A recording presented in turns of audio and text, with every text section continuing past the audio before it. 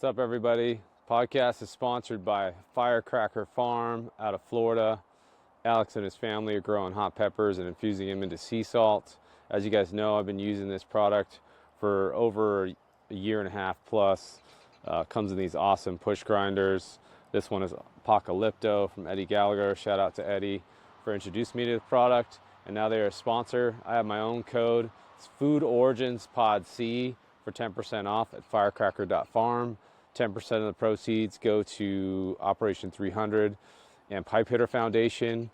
And make sure you stay with them. I've got recipes on the blog, and also I got a new project with them. Can't announce it yet, but stay tuned. Sign up for the newsletter. Get up on their Instagram. Follow me on YouTube. Make sure you find out what's going on. So appreciate you guys. Thanks for listening. Appreciate your support. Take care. And welcome to another episode of the Food Origins Podcast.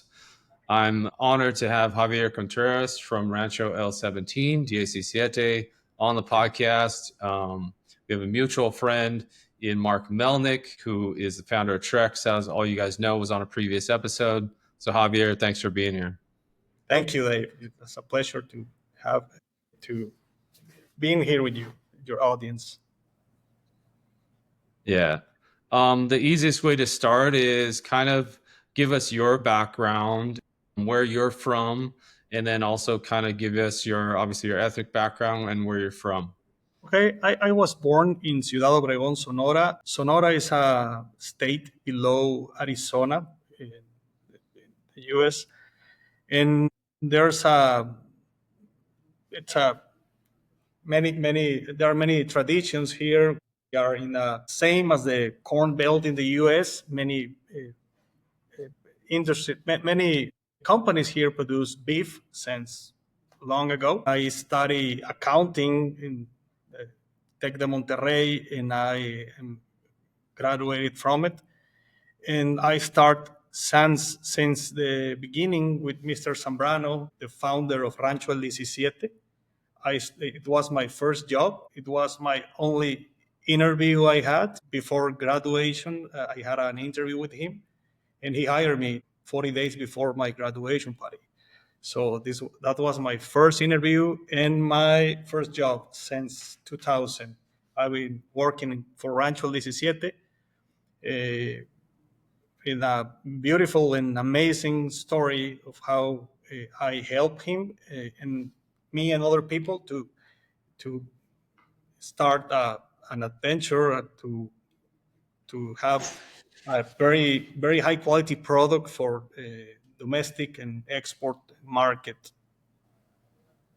Beautiful. And before we get into that, I kind of want to get to know you a little bit more, and people want to know who you are.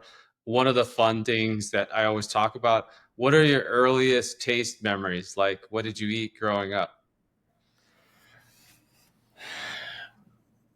The very traditional food here are beef, pork, chicken, pizzas. We are very related to the U.S. because we are so close to the border. So we ate pretty much the same. I never guessed that I will be working for a company that produces beef, and I have all my youth. I was working for my father in a hardware store, so all my background is from customer service and working as a attendant in a hardware store.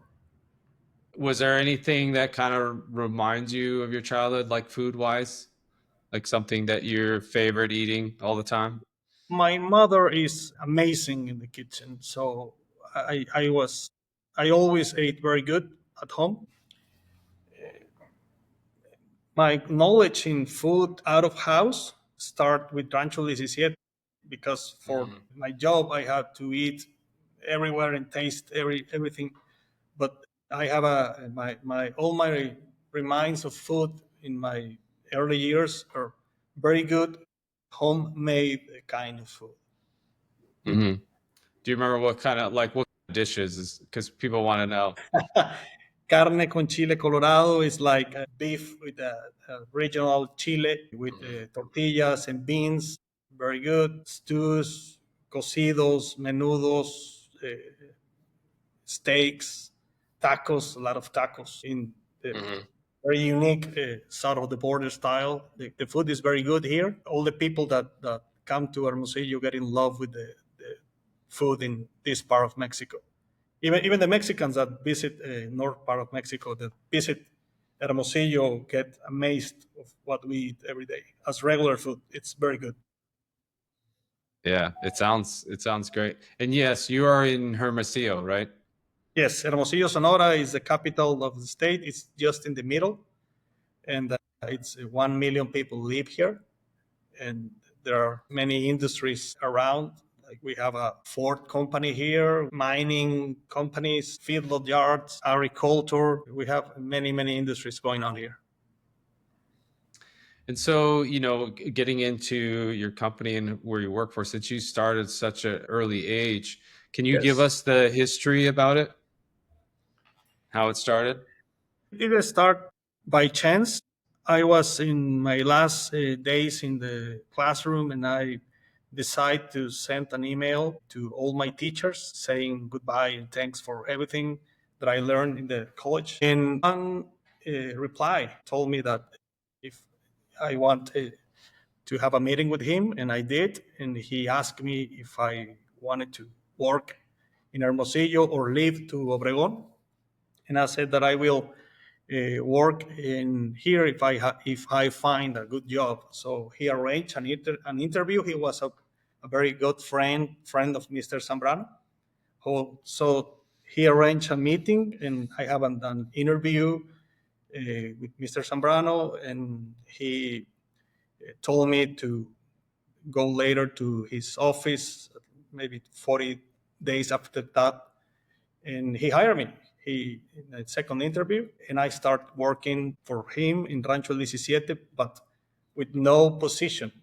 I was like maybe 3 months just working as his shadow, follow him for to morning, in the middle, in the night, to whatever agenda he had. And after that, he asked me to work in the deboning plant. Remember that I was an accountant, so it was a new, I mean, amazing and new words for me. And I worked there for a year. And after that, he asked me to join the sales team. And I worked there for 6 years. And there is where it happened to meet Mark Melnick, because it was 2004 when about Christmas Eve, a bomb exploded with the mad cattle disease in the U.S. and the borders for the U.S. beef were shut in the whole world. So we Hmm. were just watching that news, and by maybe 20 or 30 days after that, Mark showed up and the front door, knocking the door and telling him, I'm a guy from US. Are you interested in export beef to Japan? And he talked with us about the benefits and what can we do to get that share of that market that was opening because of the shouting of the US beef. And we took Right. it and we started exporting to Japan, and we built a very long relationship with the Japanese side and with Mark as friend, because he's a very smart guy. He always looks for the benefit of both sides. So we built a very good relationship with him. That's awesome. And that was in 2004. So Yes. So for that's awesome. And yeah. then how did that, were you on the sales team already at that time? Yes, I was in the head of the sales team, and it happened that I visited Japan twice, and twice in that time, and I was in the head of sales for domestic market, all the grocery stores and the local butchery shops. But we were building, but that time our idea of what our retail stores were going to look like. Mr. Zambrano had an idea to build a beef boutique. Hmm. Nobody knew, even him, what that means, what a beef boutique is. So we start uh, constructing around that idea, and we opened the first store in 2005, 2004 or 3.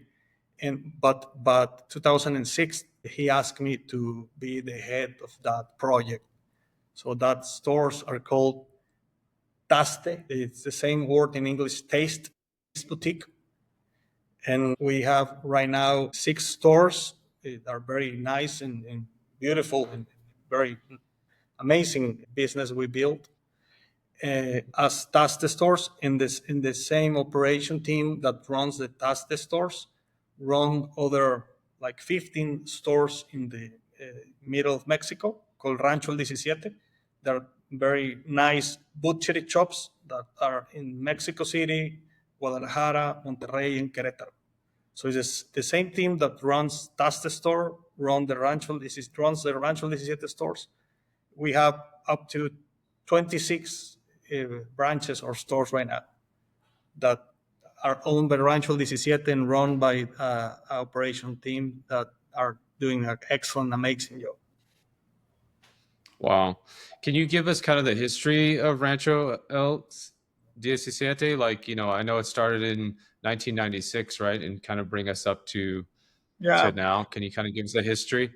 yeah. Mr. Zambrano was a veterinarian, a vet that always worked for the feedlot yards. He had a master's degree in the U.S. in nutrition, animal nutrition, and he was Hmm. specialized in helping the feedlot yard as a consultant. In that time, he opened a business that fabricate an ingredient for the feed, for the animal feed. It was called Nutrición Isotecnia.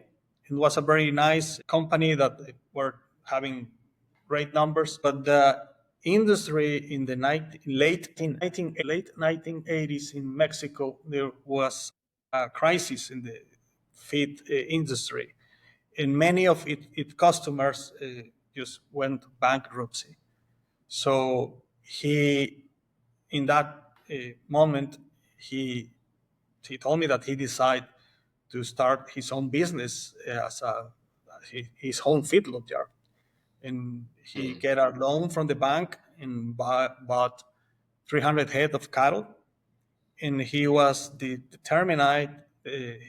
He was eager to produce the best beef in Mexico with that 300 head, and he started what become later Rancho 17 because the place where it started the feedlot yard was 17 kilometers away from the office, and the name of the companies in Mexico are called engordas. It means like fatties, or where you get the cattle fat. What it means. So he didn't like the name, so he didn't like the name Engorda el 17 or Engorda Zambrano with his last name. But he Hmm. decided to go for a Rancho as a name that will be built a better idea of what he was doing, and El 17 is for 17 kilometers away from the office. That was the name was born from. So I joined Mr. Zambrano like 8 years after that story in the 2000, and I worked for him first as his shadow, then in the deboning plant, then running the Taste Store project, and I quit in 2015 because the hardware store that I told you in the first place of my father was going out of business. So I quit my job here and went to south to Obregon to help my father rebuild his business. And after a year and a half, I was done, and Mr. Zambrano called me and asked me to join the team again as a CEO of the whole thing, Rancho 17 as a feedlot yard and beef producer, and Taste Boutique as a retail stores. So I said yes, and I started in 2016 again with him,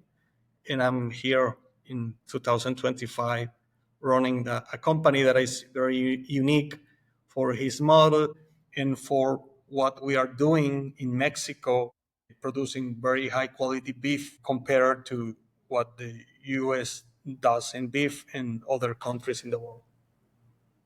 Yeah, and Mark talks about how it's some of you have some of the best beef in Mexico.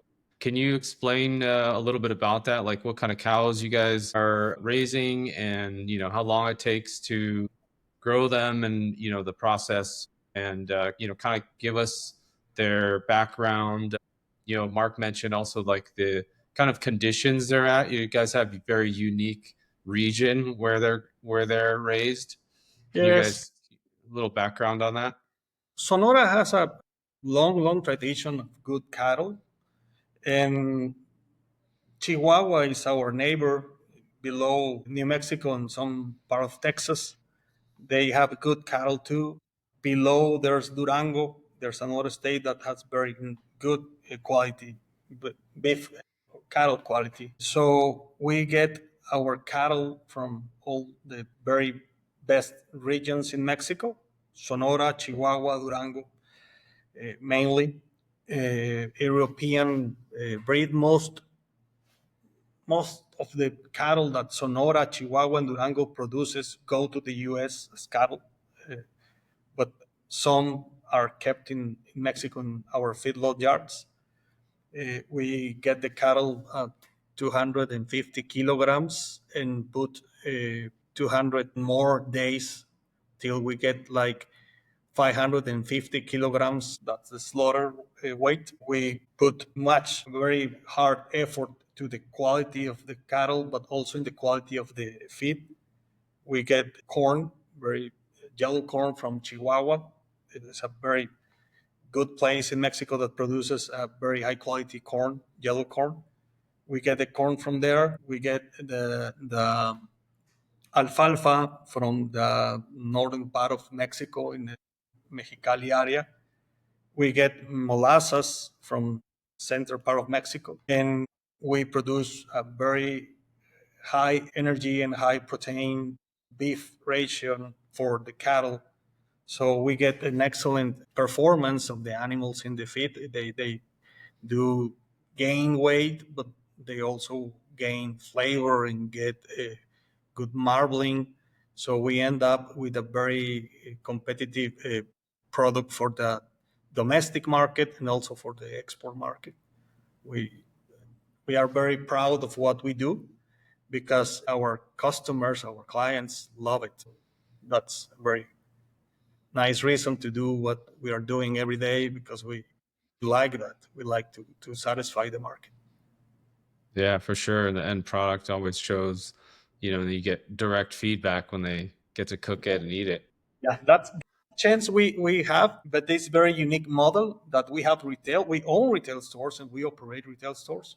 So we have firsthand reactions and actions and how our customers behave and what they tell us about the product and how they like, how they do not like. So we can adjust what we are doing to get better comply with what they are asking for. Yeah, and I think you even since you had some beef. I think Guy, who I've also talked to, Guy Crims in San Francisco, is It's, has it's a very good friend of mine too. yeah. So he's used your beef as well, and I saw him cutting up some, and it looks fantastic. Do Thank you you so much. guys do? I think there's mention of like your supplementation, like vitamins and stuff. I think you guys do your own thing, right? I was telling you, Mr. Zambrano was a consultant and they have a company that make the Hmm. ingredients for it. So we have Yeah. that tradition in the company. So a very close friend of Mr. Zambrano is doing our his original recipe of vitamins, and we add the very same to the feed as Mr. Zambrano did long time ago. We are keep his blueprint in that way. We are doing what he told us to do, and we're still getting an excellent product with the excellent quality. and using the same ingredients that he used, and we are trying to keep everything the same, very same way. Does weather produce a different kind of fat color? Do you know if that can affect it?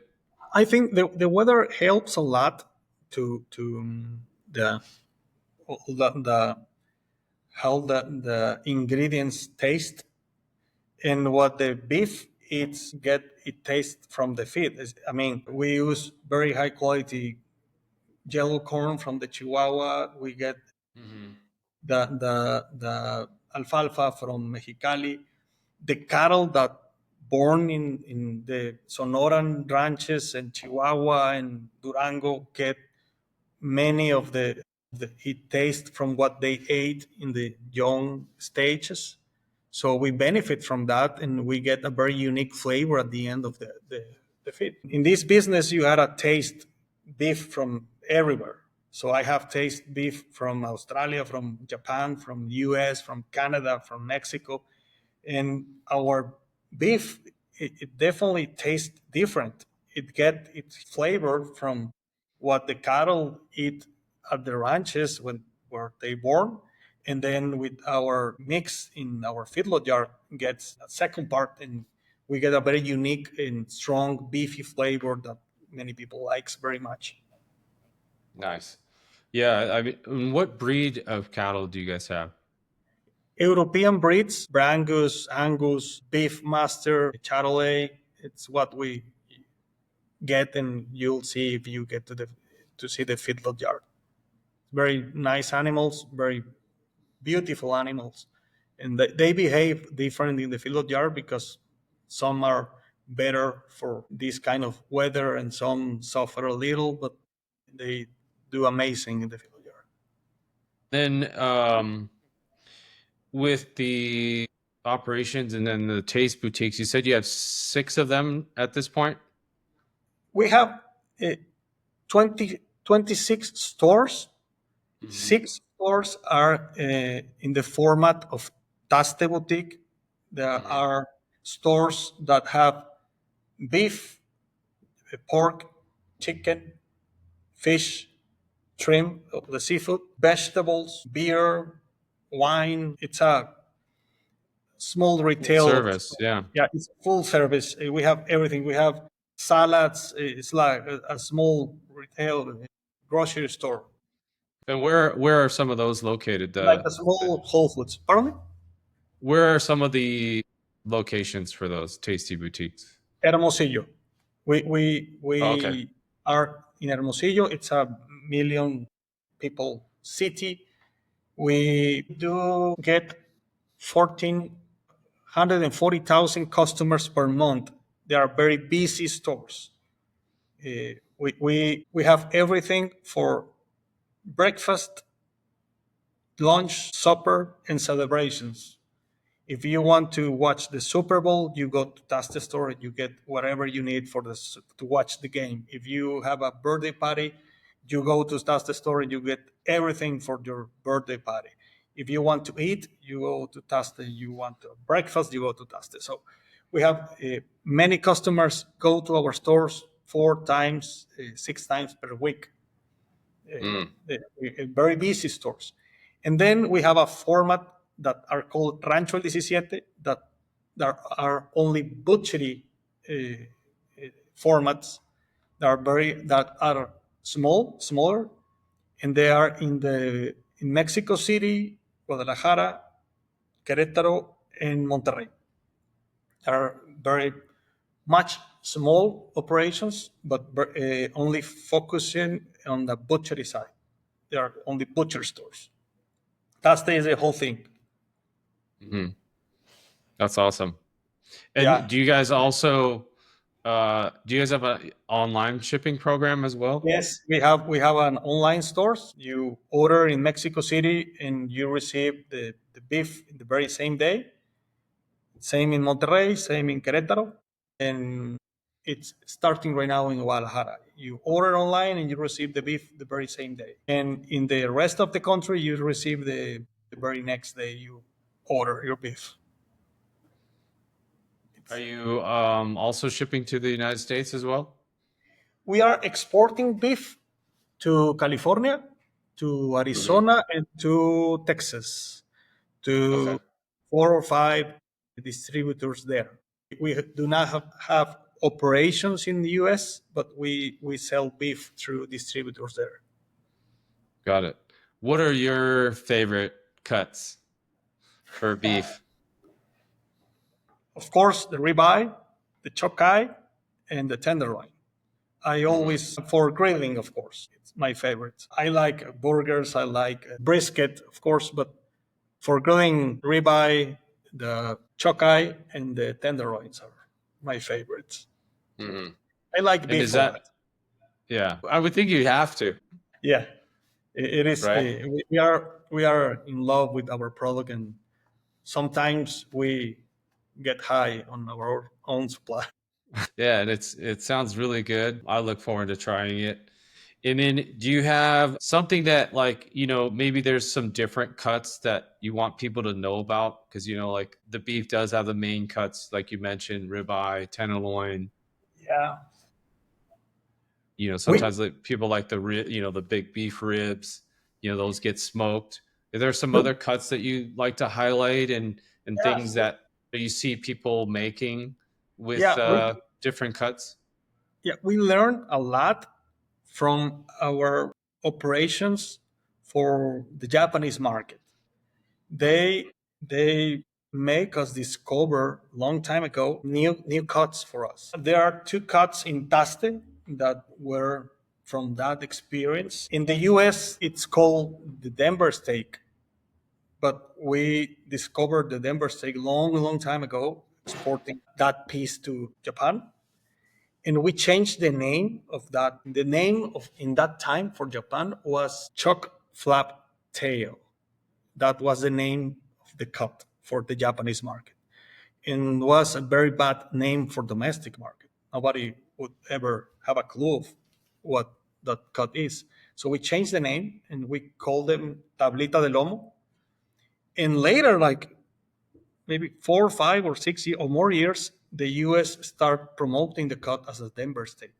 But we start long before because of the Japanese, and the people love it. It's called Tablita de Lomo, is how we name it. It, it the people start just like tasting, and right now it's many people ask for it. And the other one, it's called in the US the petite tender. We discovered that cut also exporting to Japan because they ask us to cut that piece in a different way. So we got that muscle. And Hmm. the US named it in that time petite tender, and we rename it for the domestic market as filete petit. And not many people know about it. It's in Taste, it's a regular offer, and it's very good because it has a lot of flavor. It's very tender, and it's not as pricey as the tenderloin. So Hmm. that's a cut that I would like to highlight because it has more value on it than what you pay for it. Yeah. I It's mean, very that's good. what people want to know. Like, I mean, there are people that can buy ribeyes all the time, and then they Yeah, want to look for other cuts that are more affordable that they can get more of and try different recipes with and grill. And like, I like the picanha, as known as the picanha cut, right? The Brazilian that cut, right? Brazilian cut, the Hmm. picanha. Yeah. Yeah, I mean, that's an it is underrated. underrated cut. Yeah. So you like grilling too? Oh yeah. I mean, if you haven't seen my stuff, I cook all the time. I put stuff on the Okay, smoker. okay, I've done Japanese style binchotan grilling, okay. and then a lot of times I'll do either braising. Yeah, just like all different styles for sure. Yeah, because 20 years ago in Hermosillo, the people only used to grill chucks. 20 Mhm. years ago, everybody were looking for chucks for grilling. That's it. Yeah. Right now, because of the social media and people that do what you do, people is doing everything. They're putting the grill chunks that was not even a chance 20 years ago. Yeah. brisket, shanks, ribs, skirts, uh, picanhas, Yeah. whatever. Everything goes to the grill right now. The culture has changed and improved a lot. I think because of the social media and all this kind of conversation and videos going on that makes you willing to try more things that the what you used to do in the past. hmm And it kind of helps, like it helps you explore, and that's why I ask you about some of the lesser known cuts and what you can expect to get. And it's fun. I mean, I like trying new different cuts, or especially if you get into some really good beef. I mean, it's just beef over fire is really hard to beat. Like you can smoke it and you can put it in a cast iron, which is typically common, right? Common cooking style, but over fire, some even outside, like, I mean, it's it's as You best cannot as beat you can get. Yeah, and whether you're like making like like you're talking about the spicy salsa for it, or chimichurri, or you have some Asian like teriyaki sauce, or there's like different salt. Like there are a lot of people playing with salt and different compound butters. You can make like all these different compound butters that have chili in them. I just made one that has garlic scape in it, which is kind of good. It's the that. the curl from the garlic growing, and then you blend that into a pesto, and then you make that into a pesto, and then add that to a butter. So, My mouth is watery. yeah, I tell everyone, if you're listening to this podcast, you're going to get hungry for sure. I am already. Have you ever been to this part of Mexico? Not Sonora, no. I've been You to, should come. I'm inviting you to I invite you to come here. You will love it. It's a different yeah. taste. Is here? Not many people use butter. The taste is different here. The salsas are different. The tortillas are different. You get a hmm very explosion of taste in the mouth. So will be a good experience for you if you decide to come. I will give you a tour so you can have a taste of this part of Mexico. The flavors that the Sonora offers are very unique and very good. You'll love it. I hear Sonora a lot for the flour, for the flour Yeah, tortillas, yes, they're right? very good. Very good. You get an addiction. hmm Yeah, I've heard. Sometimes I send Mark tortillas from here, Okay. so he get the taste from here. It's very unique, very good. Yeah, and I've been to a couple taquerias in like LA that even had they specifically get flour from Sonora just so they can make the It's very tortillas good. there. Yeah, and If I've you had them have and they're really good. if you have a chance, take. Yeah, I definitely will take you up. So, kind of getting into the vision for the company now, like what do you guys want to do over the next 5, 10 years? What's your idea for? We are as a company. Our strategy is to, in the retail side, is to expand. We are pursuing to have 100 stores by 2032. We are going to have 100 stores, and for the feedlot yard, we are pushing our size to 25. It's what we are going to have here in Sonora, and we are thinking of moving to another region to get closer to the to cattle, to the corn, and all the grass that we need to produce more beef with a better cost. Is what we are doing right now. Try to keep the distance closer It for is all the it is travel of everything. a good idea to be close Mhm. to where you can find the cattle, the corn, and the water and the grass. Hermosillo is a very unique and very good place for do what we do, but we are a little far away from the corn and from the grass, so Mhm. we get a higher cost to start.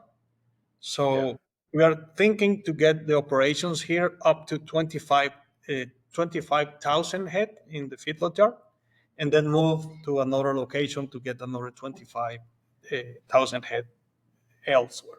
We are right now Amazing. doing that. Yeah. Okay. Any plans to open any stores in the United States? We, we, Like a boutique, maybe? we will love it. United States is a very sexy market, but also a very competitive market. So I think we need to be a little bit sharper and better to get to compete there. Hmm. There you have very amazing operations that we learn from it, and I think somewhere in the future we will be ready. Right now we are just getting our things together to expand our operation to 100 stores. Hmm. Then thinking of moving will be a next amazing step for the future. But I think like specialty shops, especially like Niku Butcher Shop, right? They can Maybe. carry your beef, right? Yeah. What we Yeah. do with Guy, we send them the tomahawks from here, Hmm. and we are very proud of do that because we reach a market that is very unique and very special for us. It's San Francisco, very far away, and that he likes our product and his market likes our product. It is amazing. We love that to hear that, and we are very proud of do things that nobody else is doing in Mexico. Hmm. Yeah, that's great because like when it gets to someone that you never thought would get to, that's really cool. Yeah, it is. Just some technical questions and then we'll get some fun ones. But like Mark talks about your vertical integration. Can you explain that to everybody? Like how the everything's set up? It is. Our model is very different from the U.S. model that the feedlot yard sell the cattle to the plants to the retail store or distributors. We are fully integrated, and we own the feedlot yard, we own the plants, we have our own retail stores, and we have restaurants too. So we Mm-hmm. are fully integrated in the whole chain, and it's very complex, but for Mexico it works because it gives us the chance to adjust and compete with everything or many things in control. So uh, we are not as big as the US models with the 100,000 head in the feedlot yard, but this is the only thing they do. We have many, we have few cattle in the feedlot yard, but we have the plants and we run the stores and we run restaurants. So it's a very unique model. It's fully integrated, very vertical, but it has the complexity as a that thing that we have to deal with every day. Mm-hmm. And I think what helps with having everything together, if you need to tweak anything or Yes, change something, you can do yes, it instantly, right? Because exactly. you're the boss and everyone knows what needs to get done and it's you guys are all connected. Yes, the people that runs the retail stores, it's completely different from the people that runs the feedlot yard. Completely. Hmm. There are Yeah. only like 5 people in the whole company that look both sides, Hmm. but we do not operate both. We just look at it and decide and take decisions and choices. But the the the culture of the retail stores is very different as the culture of the feedlot yard. Yeah. And what does a typical day for you at Typical day: Rancho House? wake up early, you get some exercise, then have a couple meetings in the computer with the teams. Some the teams are for the Rancho 17 side, the feedlot yard side. Some are for the retail store side. Then I came to office or come to office and check the projects, the agenda, the things that needs to be done, and I work the office or once a week, I go to the feedlot yard and check with the people there with the team how the cattle is doing, how the kilos are getting made in the feedlot yard, all the numbers and the charts that that indicates that we are doing good or not and take decisions. And it's what we do. And one per month, we get all together and get the results shown. So we decide and we adjust and if we are doing good or not. It's pretty much the same every day, but because of the full integration we have many things going on that can surprise us and give us a challenge to everyday surprises and things to do. I travel a lot. I travel around the country. I travel around the because of the complexity of the model. I have to be involved in many agendas that are some are away from Hermosillo. Hmm. Getting cattle, getting corn, getting spots for opening a new store. It's many things. You cannot Yeah. get bored here. Yeah, for sure. And how many countries is there beef going out to, do you think? Right Do you know? now is Japan, US, and Mexico only. Okay. We are talking to a company that wants to buy our beef for Dubai, but we Mm. are in the first stages of that thing. I mean, the operations right now are in Mexico, US, and Japan. Mhm. People always ask about different challenges. Is there something that was really challenging for you that you had to get through during your business? Right now, the industry right now in Mexico it's having a lot of trouble because of it's a worm that eats the flesh of the cattle, Mm. and that thing make the U.S. shut the border for Mexican cattle. So right now we have a lot of cattle trapped in Mexico that needs to go somewhere. Hmm. Our feedlot, or whatever other feedlot.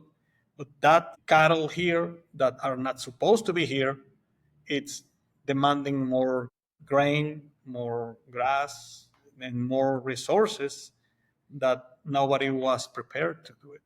So Hmm. we are anticipating a crisis if the border does not open soon. So we are going to deal with a lot of cattle and then a lot of beef in maybe 60 more days. So Mm. the meeting before this conversation was about that. What do we need to do to get out of that crisis and get some good out of it? Hmm. We're not, if we do not get ready to that to happen in 60 months, 60 days, we will be having a lot of trouble. So the industry is right now in a crisis, and if we do not take care, we will too in 60 days. Hmm. It's happening right now. Okay. Yeah, that's interesting. Hopefully you guys get through that. Is there a challenge, something that happened in the past that was like difficult and you're just like, man, we figured it out, throughout the industry, the years you've been there? There are two crises that happened in my time here. Both of them were at the end of the day good for the company. The first one was the shout of the U.S. border for the export its beef. That's the reason why we exported in the first time to Japan and keep doing it since then. And then the COVID crisis in the 2020 make the U.S. plants to shut down, the U.S. beef plants to shut down. Hmm. And we were here having our own troubles with the domestic market too, and we just pick up the phone and start calling the US distributors and told them I did that we have beef. That's when we start exporting to the US in that crisis. And Mm. the crisis is gone, and we still having operations with the US. So in the two crises that the company has been going through, we got stronger at the end of the crisis. So in this particular crisis, my hope and my focus is how do we get a benefit of it and not get affected in a very bad way if we do not do what we have to do. It's Okay. getting Mr. Zambrano's one of the things he taught me, he teach me was to get the good out of it, out of every problem, make an opportunity out of a crisis for everything, for the small things and the big things. So this is a big thing. Yeah. The border child, the all the cattle here, uh, it's going to be all the beef here in 60 days. So how do we get this bad or a very bad environment and get good things for the future? It's Hmm. what we are in right now. Yeah. It was his philosophy, and we are keeping that for us, our company blueprint. Yeah. And that's, I mean, I was going to ask you if there's something you wanted to say about advice, and that's pretty cool. That's really good advice right there. Thank you. Yeah.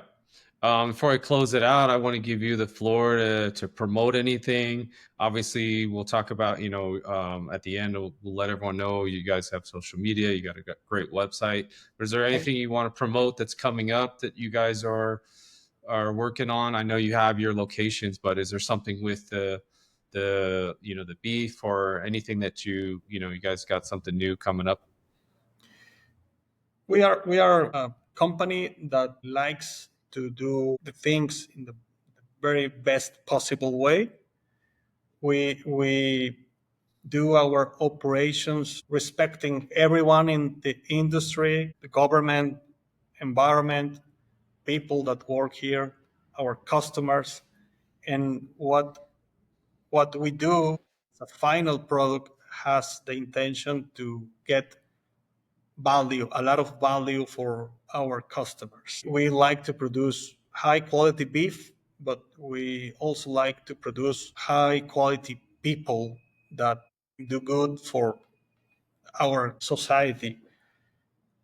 We like the we I invite the people that see a Rancho 17 product in the shelf to try it out. We put a lot of effort to get very high quality beef, but not at every cost.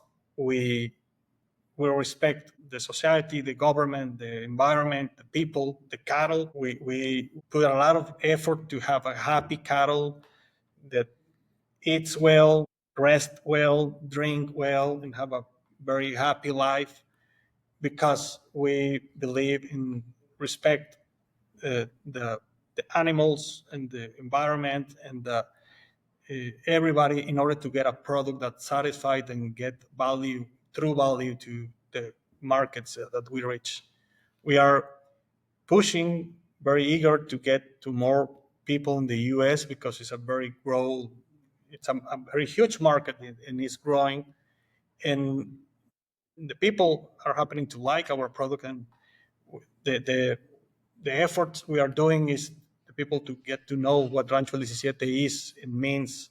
So my invitation is to them to try the product, and if they want to give us feedback, we are eager to listen and to adjust and to get better and better and better in order to comply our mission. Beautiful. Javier, thank you for your time. You can find all their information at El Rancho 17, which is 17.com. They also have an Instagram where they've got some chefs cooking up some good recipes with some of your meat. You're also showcasing the beef on there. Obviously, you got Guy on there cutting up some tomahawks. And I know you're constantly trying to showcase the beef in some way, which is great. So I appreciate you taking the time out, and thanks for listening, everybody. Thank you so Take much. care. Thank you.